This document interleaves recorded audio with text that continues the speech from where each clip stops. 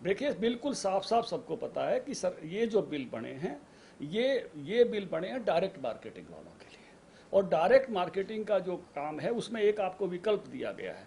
अगर आपको बाजार से ज़्यादा पैसे मिलते हैं तो आप बाहर बेचो, नहीं तो सरकारी खरीद एमएसपी पर मंडियों के अंदर होगी ही होगी। सरकार मंडी चलेंगी, मंडियों में होगी, क्योंकि मंडियों से सरकार को भी मार्केट फीस मिलती है, इसलिए मंडी भी चलेगी, वो भी चलेगी। ये बात मैंने पहले भी समझाने की कोशिश की है, बताने की कोशिश की है कि ये जो बात कह रहे हैं वो बात व्यावहारिक नहीं है। क्यों नहीं है मैं आपको बता देना चाहता हूँ। अभी हम बाजरा खरीदेंगे, 2150 का भाव है। जब सरकार बाजरे की खरीद करेगी तो बाजरे का पूरा भाव मिलेगा, लेकिन जब सरकार की खरीद बंद हो जाएगी तो बाजरा सरकार भी वापस बेचेगी, तो बाजरे के भाव डाउन आएंगे। जब बाजरे के भाव नीचे आएंगे, सरकार अपना बाजरा निकालेगी, तो क्या कोई व्यापारी, अगर किसी किसान के पास 10 क्विंटल, 20 क्विंटल, 15 क्विंटल बाजरा बाहर बच गया, तो क्या एमएसपी की शर्त उसमें लिख दी गई, अगर मंडी में बाजरा सस्ता हुआ खरीद के बाद, सरकारी खरीद के बाद, तो बाहर क्या महंगा खरीदने जाएगा? क्योंकि आपने तो शर्त लगा दी, उस शर्त से वो कम ले नहीं सकता। मंडी में सस्ता मिल रहा है, वहां कोई शर्त नहीं है, वहां कोई सजा नहीं है, तो कहां से खरीदेगा?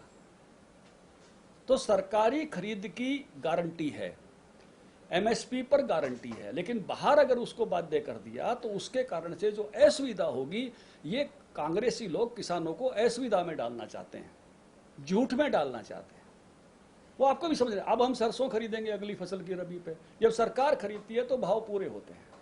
सरकार की जब मार्केट में वापस आएगी, मान लो अप्रैल में हमने खरीद ली, जून में हम वापस बेच रहे हैं, अगर किसी किसान ने मान लो रखी हुई होगी अपने घर में और उस समय वो बेचना चाहेगा, और अगर भाव मान लो 10 रुपये, 1000 रुपये, 1500 रुपये डाउन आ गए मान लो सरसों के भाव, तो क्या कोई उस किसान की लेगा? आपने तो उसमें लिखवा दिया अध्यादेश में कि उससे कम किसान का ले नहीं सकते। मंडी में सस्ती है, मंडी में कोई सजा नहीं है, व्यापारी को कोई सजा नहीं है।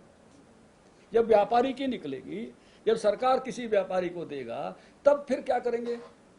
तो ये इनकी जो मांग है ये व्यावहारिक नहीं है, ये किसानों को परेशानी में डालने वाली बात करते हैं।